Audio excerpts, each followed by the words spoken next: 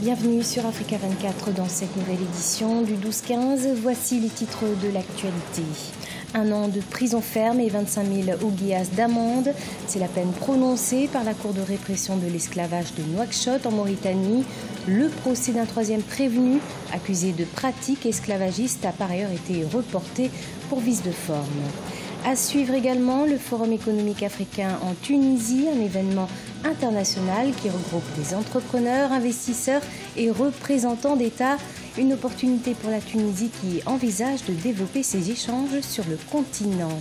Et puis retour sur la 2e rencontre internationale de parcours à Marrakech, une discipline encore peu connue du grand public marocain qui mêle à la fois acrobatie, rapidité et agilité. En Mauritanie, la Cour de répression de l'esclavage de Nouakchott a tenu sa première audience ce 23 avril 2018. 2 peines d'1 an de prison ferme ont été prononcées contre des auteurs d'insultes à caractère esclavagiste, assorties d'une amende de 25 000 ouguiyas. Une compensation devra également être versée à chacune des victimes. Les précisions, Ibrahima Djoumaba. En Mauritanie, pour la première fois, la Cour de répression de l'esclavage de Nouakchott a statué sur des cas d'insultes à caractère esclavagiste. Lundi 23 avril 2018, 2 personnes ont été condamnées, chacune à 1 an de prison ferme, assorties respectivement d'une amende de 25 000 ouguiyas à verser au trésor public et une compensation de 100 000 ouguiyas au profit des 2 victimes. Quelle est la portée politique de ce verdict dans un pays divisé par l'esclavage?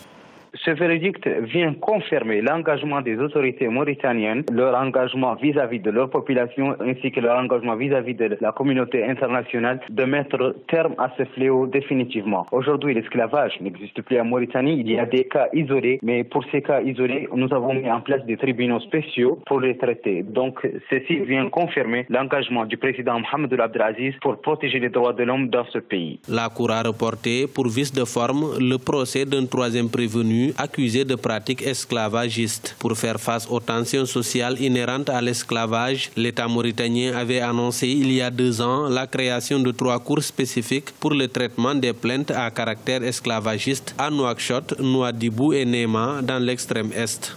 Je pense qu'il y a beaucoup de pressions qui sont faites sur le gouvernement mauritanien depuis quelque temps, des pressions internes avec la lutte de la société civile mauritanienne contre l'esclavage, mais aussi beaucoup de pressions au niveau international pour que l'État mauritanien mette enfin en vigueur toutes ces lois qu'il a adoptées depuis 1981 pour rendre l'esclavage illégal dans le pays. Ces condamnations sont peut-être un déclic dans le sens d'une plus grande fermeté de l'État mauritanien dans la lutte contre l'esclavage. Dans l'intérêt de la nation mauritanienne, il faut lutter contre ces pratiques esclavagistes et punir sévèrement toutes les personnes qui continuent à s'accrocher à ces pratiques anciennes. Officiellement aboli en Mauritanie depuis 1980, l'esclavage a été incriminé et réprimé par la loi en 2007 avant d'être classé crime contre l'humanité et qualifié d'imprescriptible par une nouvelle loi en août 2015. Le gouvernement mauritanien soutient que le phénomène n'existe plus dans le pays, même si ses séquelles perdurent. Cependant, Amnesty International a récemment publié un rapport dans lequel elle estime que la Mauritanie contient aujourd'hui quelques 43 000 esclaves.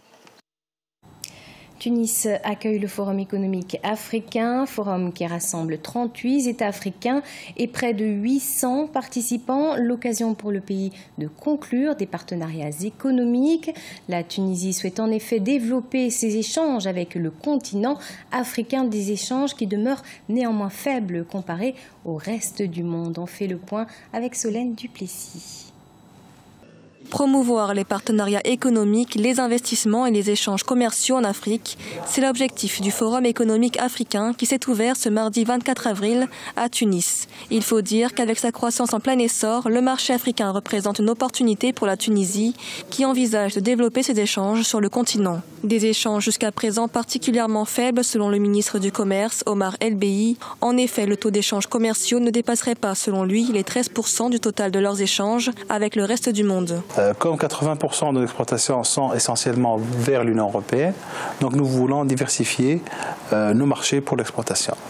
Le marché africain est un marché de prédilection, d'autant plus que le volume des échanges avec le marché africain sont assez faibles.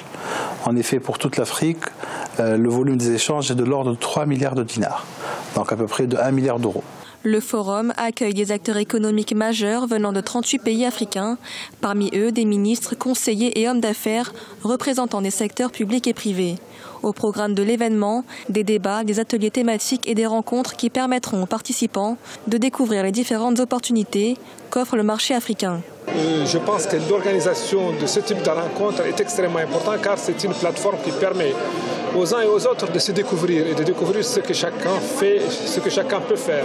Je pense que c'est toujours utile d'organiser des rencontres qui permettent aux opérateurs économiques du secteur privé de différents pays d'échanger et de se faire connaître, de faire connaître leurs activités, qui permet aussi à des institutions comme la nôtre et comme nos institutions partenaires de faire connaître les produits que nous offrons pas, car nous constatons que beaucoup de gens ne savent pas beaucoup de choses sur les produits que nous offrons et sur les opportunités que nous pouvons mettre à leur disposition. Donc c'est toujours important d'organiser des rencontres de ce type. Dans un discours diffusé à l'ouverture du Forum économique africain, le Premier ministre tunisien Youssef Chahed a déclaré que le forum était une opportunité importante pour le renforcement du partenariat économique entre les gouvernements africains, les secteurs publics et privés et les investisseurs. Au total, 800 participants sont attendus lors de cet événement qui se poursuit pendant 2 jours à Tunis.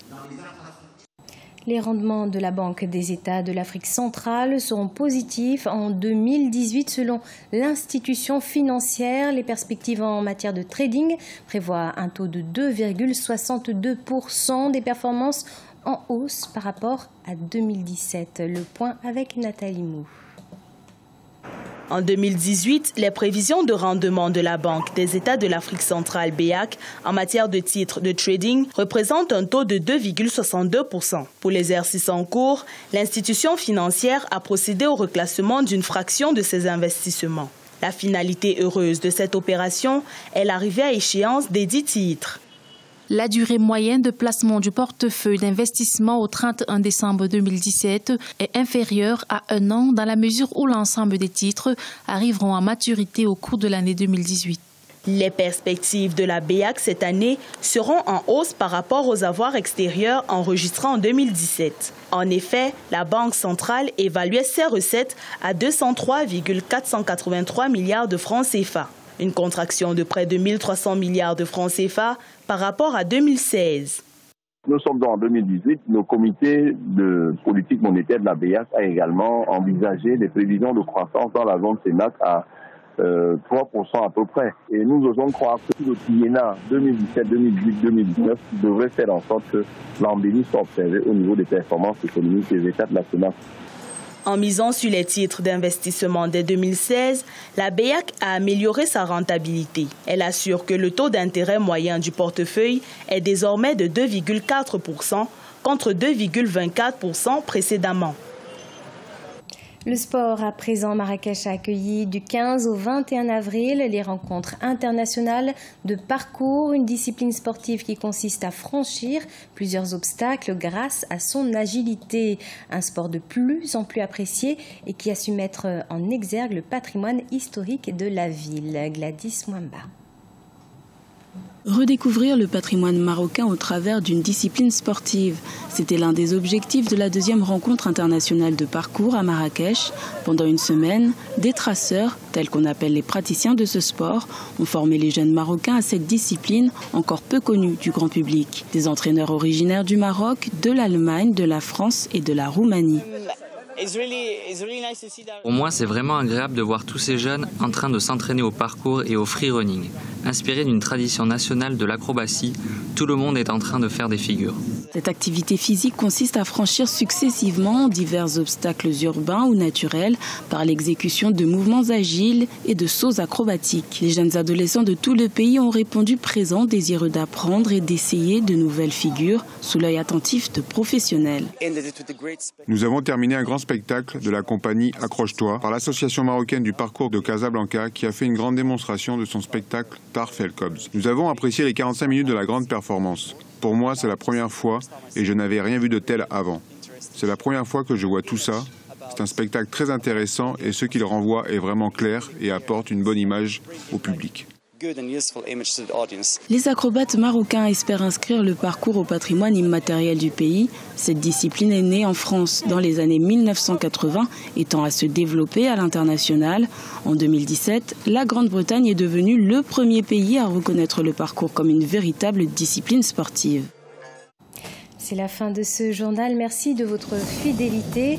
On retrouve dans quelques instants une nouvelle édition de l'information sur Africa 24.